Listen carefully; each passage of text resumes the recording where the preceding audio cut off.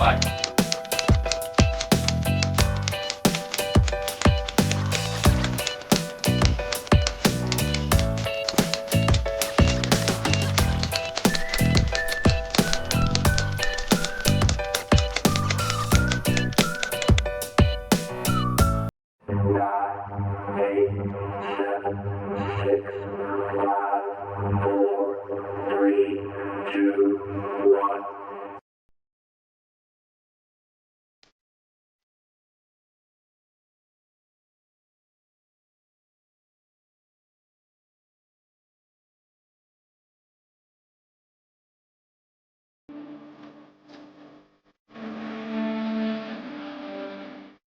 Good afternoon, Seattle. Welcome to your afternoon newscast.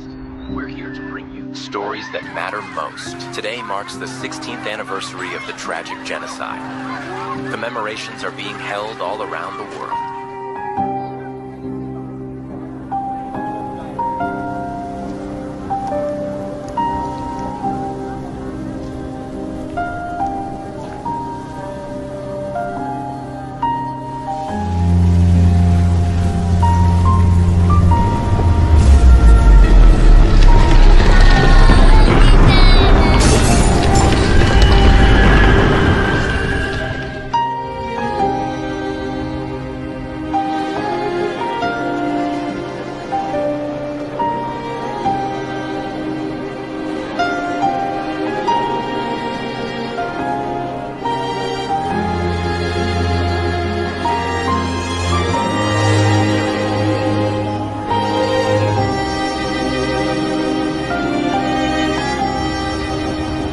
왜 아무것도 안 하셨어요?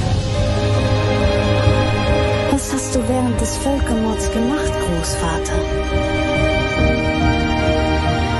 Mais tout était devant vos yeux. Did you just watch it? وفي ماما بينما يقتل أطفال مثلنا.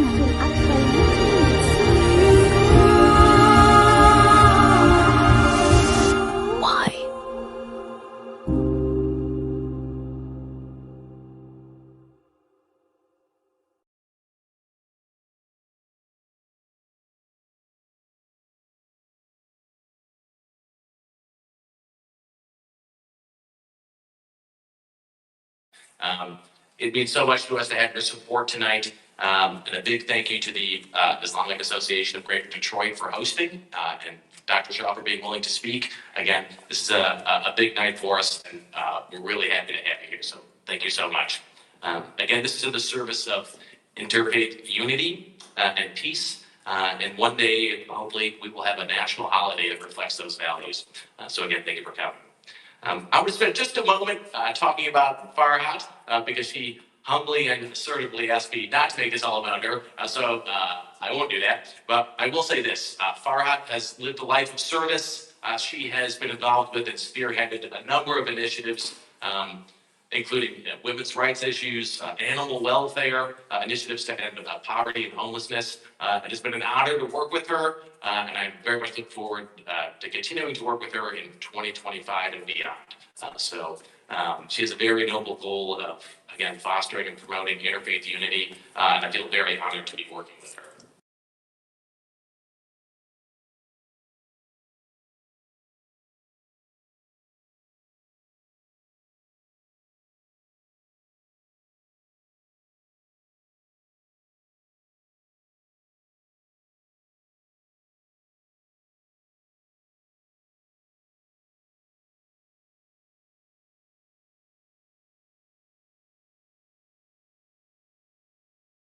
New information and archive information that you can reference. Again, that's childrenabrahamday.org.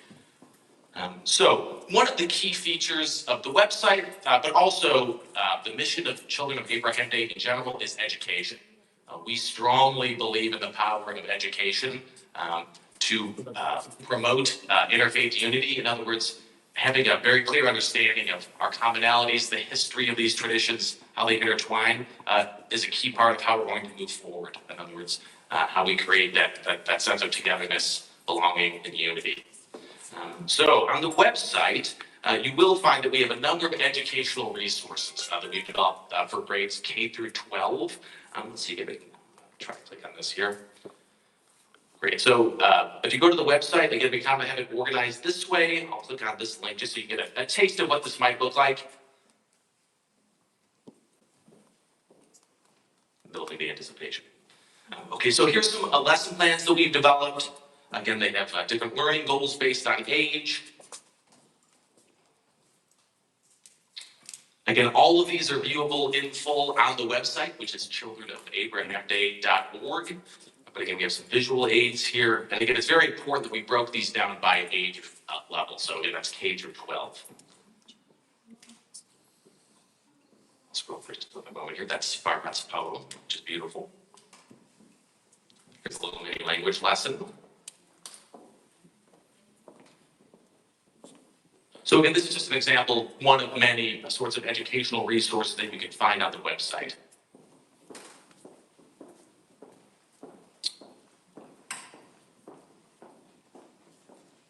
There we are. Can you see? Great. And again, these are just some screenshots of some additional educational resources that we have.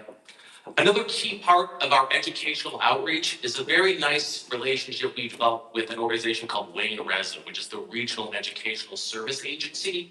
This is an organization that works in Wayne County that provides professional development programs, and it also offers supplemental educational resources that they provide via their listserv. So this is a way for educators to get different kinds of knowledge, expand the knowledge they already have.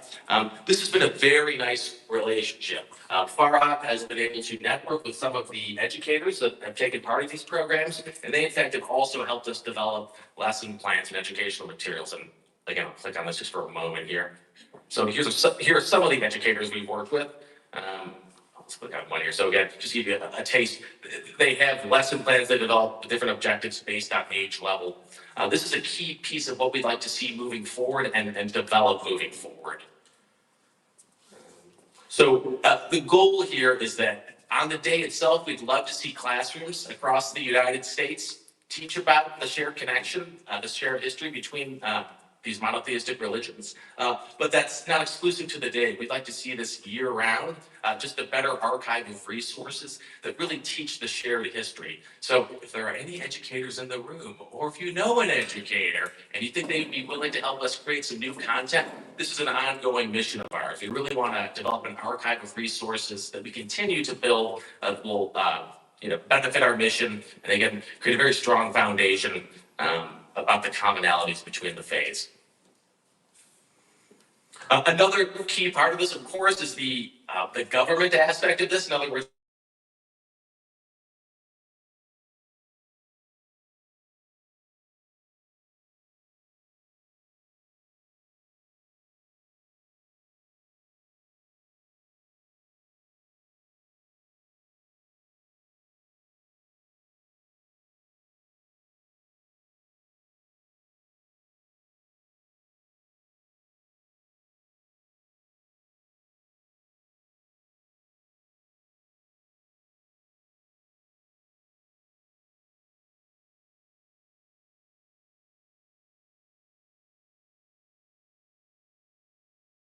here's another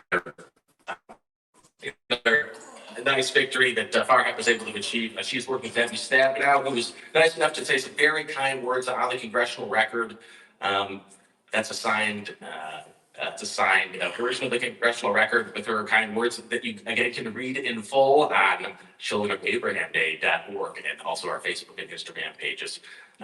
So again, that's going to be an ongoing effort here. But I know Farhat has talked about this. Debbie Stabenow is the one that encouraged her to really make this a grassroots effort. In other words, it's nice to have the ears of politicians. That's an important part of this, but we want the communities to be excited about the holiday. It really starts with them. It's a way to build excitement and understanding, and create mission alignment within these different communities. That's what the outreach is really all about. So, although we understand that the legislative part of this is important, this is really a grassroots effort where we want to build community coalitions.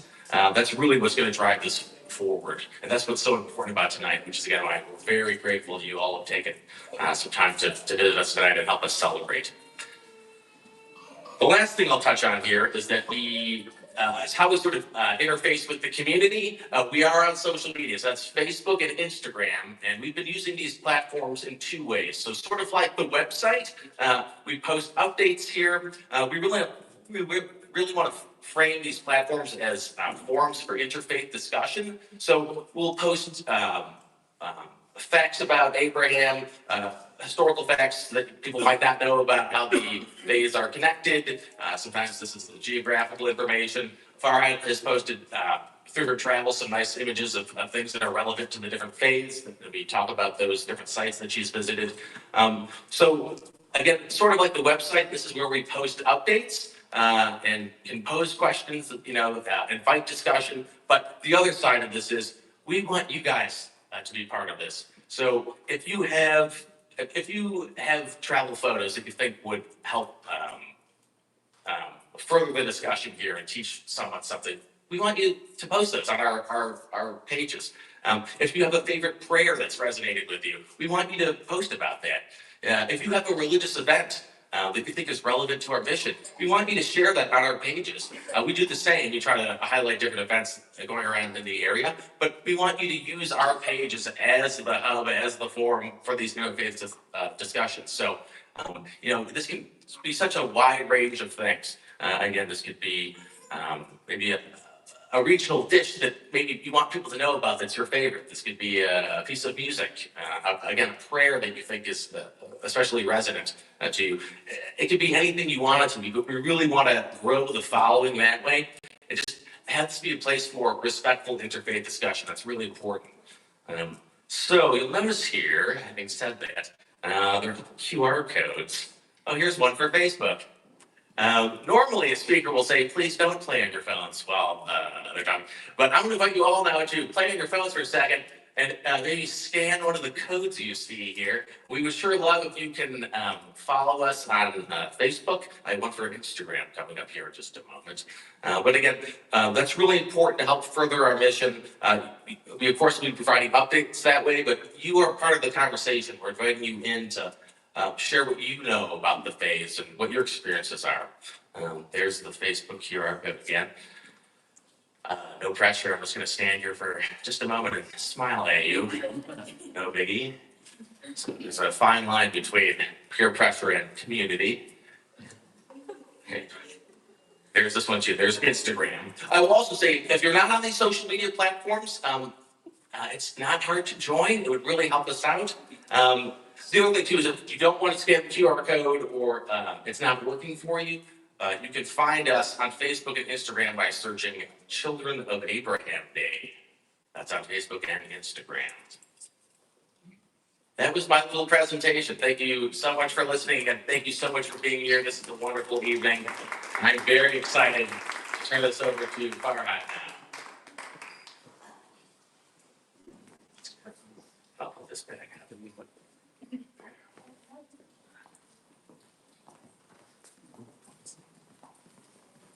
Thank you so much, Mr. Ben. You give us big information, success, and achievement.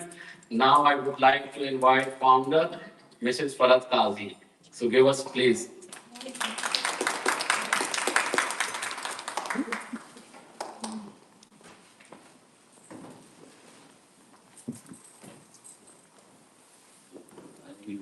Assalamu alaikum, everyone. Yeah, get it closer. I just wanted to thank everyone to be here tonight. All my friends, especially who are coming from far.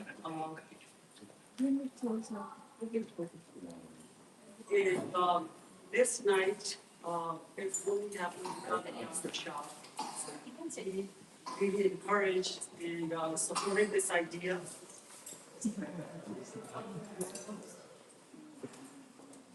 And I want to thank him for that, and all my friends, and everybody who's here tonight, and whoever couldn't make it, we did not. So I'm sure many of you are wondering what Children of Israel is and why I created it. Maybe some of close friends, they know about it, but maybe most of you don't know. As Benjamin explained a few things, and I will explain how I started. So I saw some people who had young kids here, but some of us had older kids, but they were young at once too. So,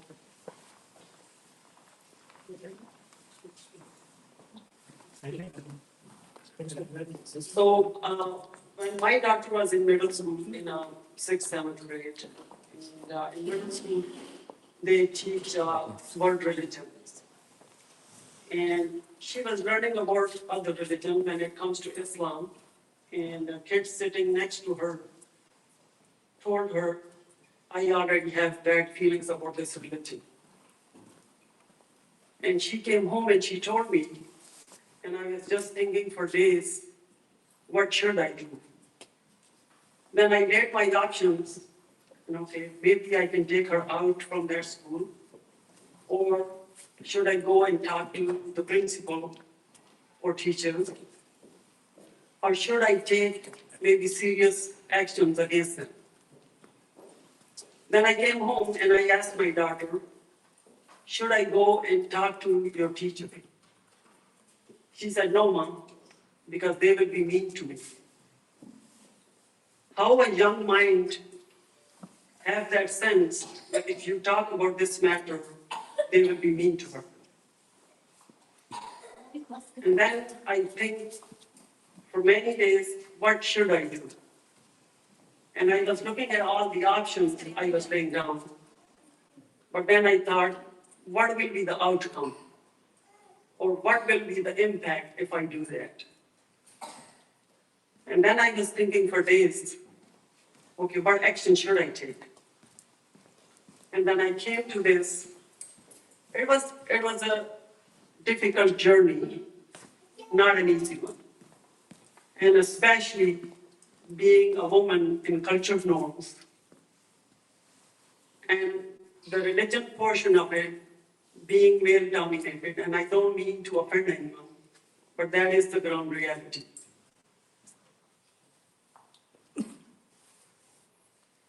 And I was just stunned. And then I started thinking like, okay, I have to rewind and relearn my own faith. Not relying on what I have heard or maybe what people told me. So I started studying deeply. So when I was learning about my own faith, when I started learning, reading Quran and having more education on that, and it was not just, okay, thank God, luckily, we are Muslims and we have Quran, it's only one book, whether you live in North America or you live in the Middle East. But then there are a lot of sects. Even Sunni, okay, they have Deobandi and Brahmi, and then you go to Shia, and they have so many sects and go on and on. After doing all that, your head is spinning. Where should you go? There is only one Islam, one Prophet, one Quran.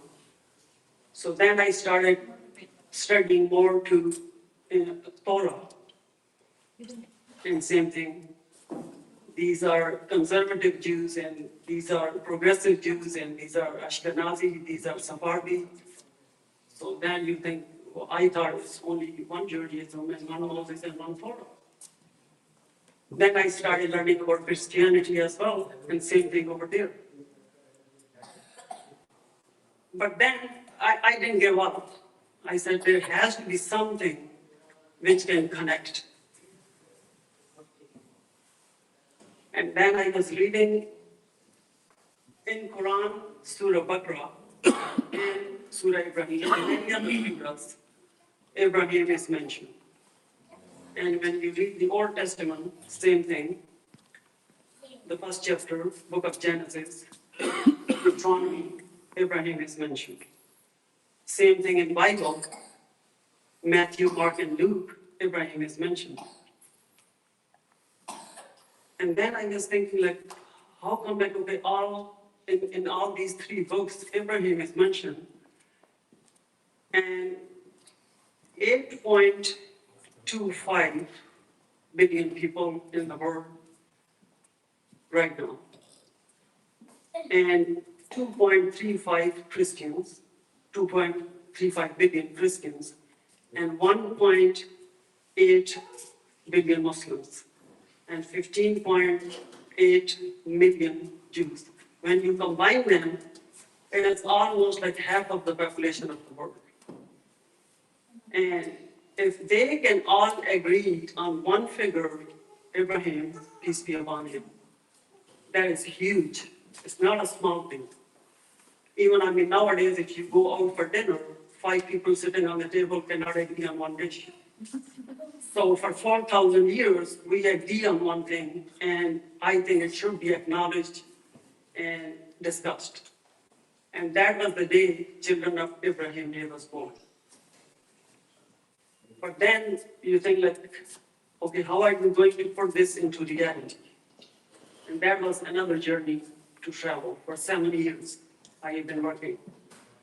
As Benjamin mentioned, other stuff, what I have been doing, went to senator, went to governor, doing all those things.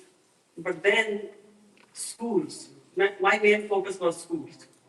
So our kids should learn what this is. When I got into the school system, American school system works very differently than the rest of the world. Federal educational system department, education department is a separate entity like a cabinet level, which is government agency, which provides funds to schools and promote and encourage quality, education quality, and then student rights. But then the state developed curriculum to core curriculum for core subjects. And then the districts and individual schools decides what should be taught. So that was another whole thing, like I didn't know where to start, where to go. And then I talked to RISA, Regional Education System. And the first hurdle was you cannot teach religion in schools. So where should I go from there then? Then I was talking to them and I proposed, yes, there is a religious component to it, but it's history also. Why can't we teach our kids history, not a religion? But nobody can deny that. But I have to say, there were a lot of good people out there, and they were very helpful, they understood. And I had 3 days teachers workshop at Regional Educational System Office. A lot of teachers from different districts came. And now my lessons are on my website. And now in technology era, it's not only for Michigan, they can be accessed from all over the world. And they are there for elementary school, middle school, high school. And I would like to, from this platform, Children of Abraham Day is not only for North America. That can be celebrated all over the world. And lessons can be accessed from all over the world. I will encourage people to go on the social media, go on the website, like and share, and promote this day. So maybe one day all of us can celebrate Children of Abraham Day. And now I would like to, who does not require any introduction, Dr. Zulfikar Shah, who is the author of several books. And if we are here today, it's because of him. And I want to thank Nazma and Mr. Zaid as well, who made this night possible. Thank you.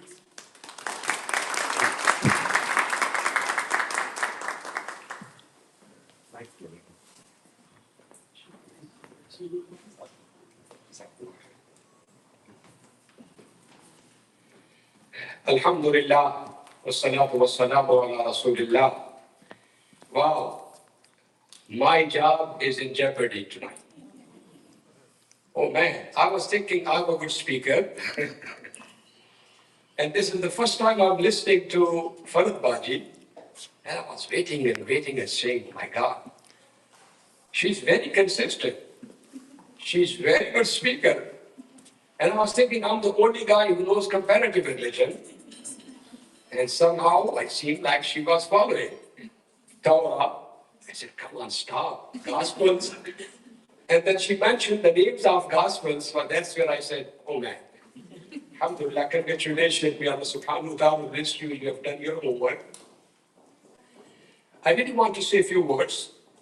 My brothers and sisters, great ideas begin with great people. We are here to talk about Sayyidina Ibrahim alayhi salatu wassalam. And I want you to understand that Ibrahim alayhi salatu wassalam was one person. And what he accomplished, imagine his own father disowned him, his own family disowned him, his own city and country disowned him. He has to go to a different state, establish himself, and for 90 years not even having a son or daughter. He ran with his ideas lonely, but you look at the end result. His own family disowned him, and right now, as Sister Farhat mentioned, half the population of the world owned him. They call him Father Abraham. And it's not the Muslims, the Jews, and the Christians, but go to the Hindus. There is a group of Buddhists, this group of Zoroastrian. And Zoroastrians actually are the original inheritors of the book of what they call Abraham. So the numbers are not going to be half the population. The number is more than 6 or 7 billion people. And who does not know Abraham? I believe even the rest of the billion who do not believe in him as the father of their nation know him. So this is what happens. The strength of the ideas, the results are so amazing. And wallahi, my brothers and sisters, sometimes we do not appreciate the time, the efforts, the sacrifices which go into these efforts. And I know to have the access to the senators and to get something done on the US Senate, say, forum, for example, it takes a lot of effort. To have the proclamation from the governor or to have a day established as the Abraham Day, wallahi, if the entire community puts their effort together, it may take them a long time. So I really congratulate you, Sister Farhat, that Allah has used you for something which is very important. You and me will go away, but if this day continues, just like Sayyidina Ibrahim or any other kind person who started an idea, wallahi, the thawab, the reward will continue to go. This world is in need of those people who can bring us together. It's easy to divide. And people live off dividing people. But it's very difficult to bring people together and especially unite the efforts. But we are seeing the result of hatred in this world. We are seeing, you just mentioned about the Muslims, non-Muslims, just look at what's happening in Palestine. But just look inside the Muslims. We are killing each other. In Yemen, do you see the Jews killing Muslims? In Pakistan, in Libya, in Iraq. And wallahi, sometimes, and I'm going to be very blunt with you, actually some of the non-Muslim friends, when you talk to them, they say, Shah, you guys are hypocrites. What do you mean by that? He says, yeah, we see the problem is in Gaza, we see the problem is in this bank, but look at the number of people who are being killed by Muslims themselves. When you kill each other, you don't see any religious problem. But if anybody else touches you, you make it problem of Muslim non-Muslim. I hope we can get some lesson. As we are vocal about non-Muslims, we need to be just looking inside and stop killing each other too. So the message is that yes, we need the unity and brotherhood and sisterhood among the non-Muslims and Muslims, but we need to work within the Muslim folds too. One Quran. I mean, do you think that the Shia and the Sunnah have got different Quran? One Quran. Do we follow different Nabi, sallallahu alaihi wasallam? One Nabi. Do we follow any other Kaaba other than one Kaaba? No. Everybody goes to same Medina. They do the Salah behind the same Imam, and as soon as they get done with the Salah, his face is this way, and the other goes this way. I don't know what type of Islam is that. So my respected brothers and sisters, this unity and this brotherhood and sisterhood is not only needed among the non-Muslims, it is imperative even when it comes to the Muslims themselves. So my request is, Allah subhanahu wa ta'ala has given us this opportunity in this non-Muslim country. And I can tell you, we have to recognize this blessing of Allah sometime. We do not thank Allah enough for the freedom which we are enjoying. What I just said to you, I may not be able to say it in some of the Muslim countries, even though knowing some of their kings and their presidents and all of that, I will be very uncomfortable because then they would not like me, or they will not allow me to speak there.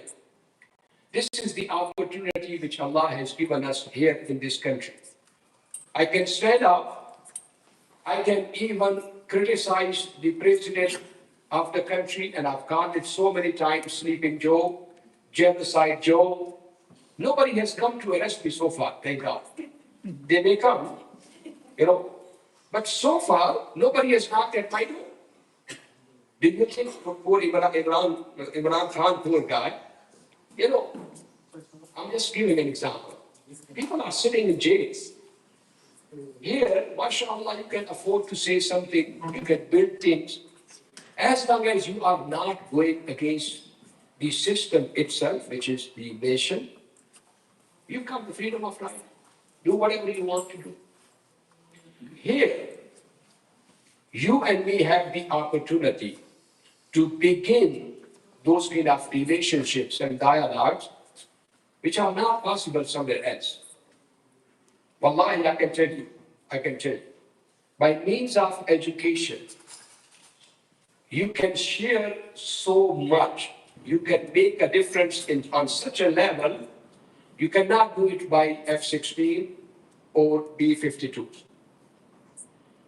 Ideas are stronger than B-52s, I can tell you. One time, and I mentioned it last night in the fundraiser over there, one of the Mamluk king, he had a huge victory against his enemies. So he had a lot of gold, a lot of silver, a lot of money. He called his prime minister and said, here is the money, build me a fortress which is unbreachable, so that no enemy can attack it and demolish it or breach it. After 2 years, he went to visit that fortress, and that was a university. He asked the minister, what the hell you did? He said, you asked me to build a fortress which is unbreachable. So university or college or educational institute are something that they make personalities, they build ideas, they create ideologies. People die, buildings go away, but ideas do not go away. This is what I'm trying to say. We have the opportunity here. And who has got better idea than the message of God himself, Quran? or the message of Prophet Muhammad, peace be upon him, or the message of Moses or Jesus, peace be upon him, the original messages. Imagine in 23 years, Prophet Muhammad sallallahu alaihi wasallam with this single idea changed the world upside down. Do you think that he had money? Do you think he had the armies? Do you think he had the resources? How he changed the world? Because of the idea, the strength of the idea. Look at Musa alayhi salatu wasalam. He is fighting Pharaoh, who is the superpower of that time with huge army, and Moses cannot even convince his own people. Does not have the support, does not have the resources, but just because of the power of the idea, Pharaoh was what? Drowned, and the name of Musa lives till now. Jesus was, according to them, persecuted, crucified. But remember, his name is all over the world. Wherever you go, people love, respect. My respected brothers and sisters, ideas are more important and stronger than the weapons, than the fortresses. And whosoever has got better idea, because the world is the competition for ideas.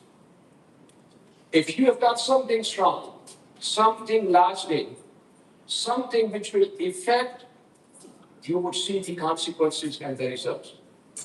And even the Quran says, فَأَمَّا الزَّبَدُ فَيَذْهَبُ جُفَاءً وَأَمَّا مَا يَنْفَعُ النَّاسَ فَيَمْكُثُ فِي الْأَرْضِ.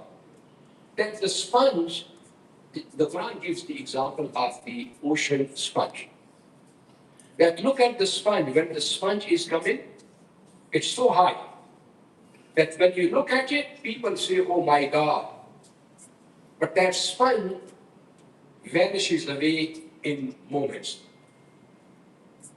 But something which is useful, even though it is thrown out by the waves, people pick it up, they take it home, and it remains forever. فَأَمَّا الزَّبَدُ فَيَذْهَبُ جُفَاءً وَأَمَّا مَا يَنْفَعُ النَّاسَ فَيَمْكُثُ فِي الْأَرْضِ. So the message is, do something beneficial to humanity. Do something which has got the strength of ideas. And don't look at how it begins, where it is going. If the intention is there, the barakah of Allah subhanahu wa ta'ala is going to come. Remember, Ibrahim alayhi salatu wasalam did not see all of these people believing in him. Ibrahim alayhi salatu wasalam could not even go back to his own home. Ibrahim alayhi salatu wasalam could not even go and talk to the people he was grown up with. But after him, because of that idea, because of that love, because of that kind of mutual respect, everybody is honoring. This is what is the message. Be loyal to your Lord. Be loyal to your cause. Have the strength of the ideas. Sow the seed and leave it to Allah subhanahu wa ta'ala. He would take care of it. Number two. Let's talk about Sayyidina Ibrahim alayhi salatu wasalam a little bit. My respected brothers and sisters, there's nobody more honored in the Quran than the figure of Ibrahim or Ibrahim alayhi salatu wasalam. Even Prophet Muhammad sallallahu alaihi wasallam introduces himself as the grandson of Ibrahim. Imagine, his identity is not the identity of Muhammad. His identity is the dua of Ibrahim. Can you imagine? And even the Quran says, Millata abikum Ibrahim. You are what? The millah, the follower of your father Ibrahim. Allahu Akbar.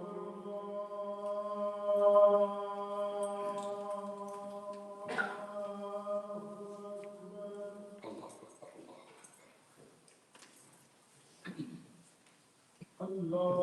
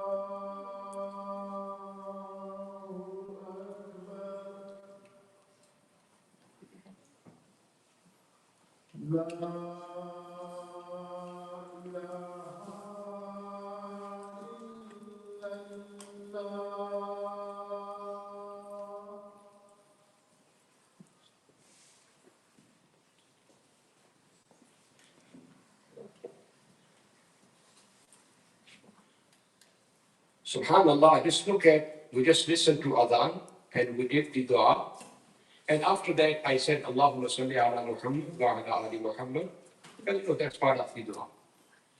And what is this Darud Sharif? Allahumma salli ala Muhammad wa ala ali Muhammad kama sallaita ala Ibrahim wa ala ali Ibrahim. As you send your salutation upon Ibrahim and his children. Even the Darud Sharif, the salat and salutation upon Rasulullah sallam, he wants it like what? His father Ibrahim. This is the meaning of Ibrahim in this religion. And sometimes our people think that if we say children of Abraham, or we talk about dialogue, how can we talk to somebody who has been killing and fighting and all of those kind of problems?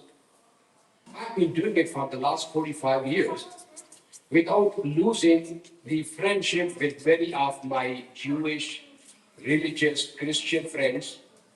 And wallahi, I will just give you certain examples. You don't have to agree with everything to have the dialogue and friendship. I was talking to one of the rabbis. This is my comparative religion. I completed my PhD in comparative religion in 1992. And since then, this is my, passion. So, as you know, when you talk to the friends, when it comes to politics, you can agree. When it comes to religion, you can agree. So, we were very close friends. And one time he said, these Arabs will not accept us at all. You know it. They will not accept it. I said, how can you deny your parents? These are your uncles and your fathers. And he looked at me and said, nobody's my father. I said, where was Abraham from? Wasn't he born in Iraq? And who is living in Iraq? This is an Arab country. You go back, you will find some relationship. And he started laughing and said, you can't. I'm saying, people fight with each other when they do not look at reality. Once they look at the reality, everybody is equal. Everybody is brother and sister. We all come from Adam, Jews, Christians, Muslims, and Adam was from dust. All of us have got 2 eyes, 2 ears. Show me if somebody has got 3 noses. Basically, what happens is, once you get to know each other, you know the reality. When you do not know each other, you fear each other. Fear of the unknown can be gotten over with if we get to know each other. Differences can be discussed with proper wisdom, with proper insight. I mean, during this whole issue, I was having some conversation with one of, very close friends. One of very close friends. He's a philosopher, theologian, and very emotionally attached with this whole issue and God. So he told me, he said, Shah, how can you fight your God? He said, what do you mean? He said, God has written it for us. And I started making jokes with him. I said, when did you fax it to him? Can you show it to me? And he started laughing, and and suddenly I said, if he has promised with you, Abraham, why didn't he give it to Abraham? We started historically talking to each other. Abraham did not have the possession of this land. And we started going to all of those details and said, you got me. We never fought with each other. We were just having dialogue. We may not agree or disagree with each other, but we are talking sense to each other. This is what happened. When you've got a point and you can prove it by dint of the power of history or knowledge, you don't have to kill each other. You can agree or disagree. Everybody has got the right to agree or disagree, but we do not have the right to impose our ideas without proper understanding. So this is what this kind of setting does, that you are invited to have a discussion, study, have respect for each other, have dialogue. After that, you've got the right to believe in something or you do not believe in something. This is what Quran says at the end, lakum dinukum waliya din. For you is the way you follow, for us is the way we follow. But what we do is we talk to each other like human beings, brothers and sisters. So I'm going to inshallah conclude it because mashallah, time, we've got half an hour for Salat al-Isha. I thought we would not have time. And I thought Sister Farhat is going to speak on and on and on. She was so precise. Now she left all the time for me now. So now I have to fill in the blank. But anyhow, alhamdulillah, we've got plenty of time. Remember, my brothers and sisters, Islam is the most inclusive religion in this existence. Remember one thing. When Islam came, Christians, they said, we are the people of salvation. Jews, they said, we are the chosen people, we are the people of salvation. Nobody else. Islam came and said, we are all together. Islam connected with all humanity, and there are 4 levels Islam connects with humanity.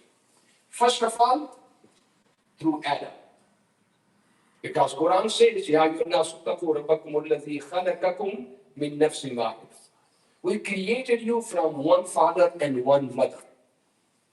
So all human beings, not donkeys, human beings, they have come from Adam. Am I clear? Everybody comes from Adam, one father, one mother. So universal brotherhood and sisterhood. Whether somebody is a Muslim, non-Muslim, black, white, all of them are universal brothers and sisters. Then among them, Quran gives you this Abrahamic connection. The children of Abraham, they've got better connection than everybody else. Now, whether they are Jews, they are Christians, they are Zoroastrians, and these are Muslims, they all come from Ibrahim alayhi salatu. Now, among the children of Abraham, Islam connects with the Jews when it comes to law. But the Jews do not believe in Jesus Christ because they don't consider him as prophet. They do not even consider him as a legitimate son of what? Mary. Muslims consider him what? that miraculous birth of Jesus. The whole surah is Maryam. So Islam connects with the Jews on the legal issues and has got so much affinity with the Christians on the issue of Jesus' crucifixion or basically all of his suffering mother.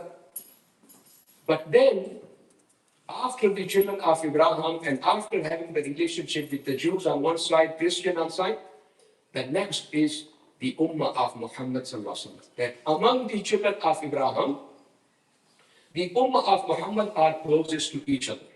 And that the next level is biological connection. Your father and your brother, the blood relationship.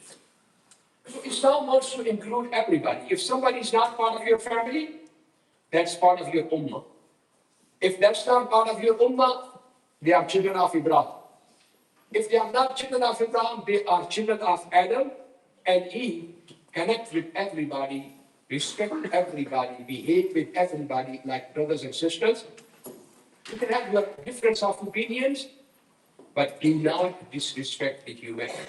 Because that humanity is not given to anybody but by the gift of Allah. Remember, Adam was dust. When Allah subhanahu wa ta'ala blew into him the soul, that's where Adam became what? Sacred. So anybody who has got the gift of soul from God has got the sanctity of God. You cannot violate. That's where in Islam, you cannot kill anybody. You cannot destroy anybody's life because the giver of the life is the only one who can take the life. So therefore, let's respect each other. Let's love each other. Let's differ with each other, but respectfully. Let's basically, as the Quran says, تعالوا إلى كلمة سواء بيننا وبينكم. Come to the common point. Let's agree to what we agree and respect each other where we differ and leave the rest to Allah subhanahu wa ta'ala. لكل جعلنا منكم شرعة ومنهاجا ولو شاء الله لجعلكم أمة واحدة ولكن ليبلوكم فيما آتاكم فاستبقوا الخيرات إلى الله مرجعكم جميعا فينبئكم بما كنتم تعملون. Allah subhanahu wa ta'ala says, if I wanted, I could have made everybody Muslim or Jew or Christian, one ummah. But this is my intention. I made different books for different people. I sent them Torah, Gospel before Rasulullah sallam, Quran here. All of this division is what you are going to be dividing your opinion. Remember one thing. I made you different so that I can test you about the things which I have given you. لِيَبْلُوَكُمْ فِيمَا آتَاكُمْ فَاسْتَبِقُوا الْخَيْرَاتِ. Go compete in goodness. This is what I'm going to ask you on the day of judgment. Leave your differences to me. إِلَى اللَّهِ مَرْجِعُكُمْ جَمِيعًا. You all will come back to me. And then I will tell you who was right and who was wrong. So for God's sake, let Allah do his job. We are too judgmental. I am the only person of Jannah. I am the only guided person. He is Shia, he is Brahmi, he is Deobandi, he is such and such. Let's not become God. Please leave something for him. This is his job. Let's compete with goodness, whatever good we can do, and leave it to Allah subhanahu wa ta'ala. May God Almighty bless us with proper sense of respect, mutual understanding, and may Allah subhanahu wa ta'ala bless this idea. I really feel that this is a great idea, and I promise you, my sister, that every day, as long as we are here, we are alive, we'll definitely have every year, and inshallah, with the grace of Allah, this idea will keep on growing and growing. And with the grace of Allah, Allah subhanahu wa ta'ala will put the barakah in this. Jazakumullah khair. Assalamu alaikum wa rahmatullahi wa barakatuh.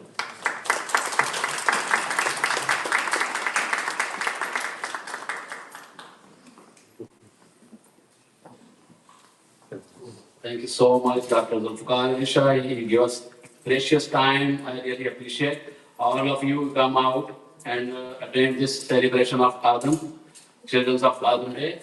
So hope we will keep continue. Inshallah ta'ala, we will make success more. Thank you so much, Ms. Farhat Qazi, all of you. Thank you so much.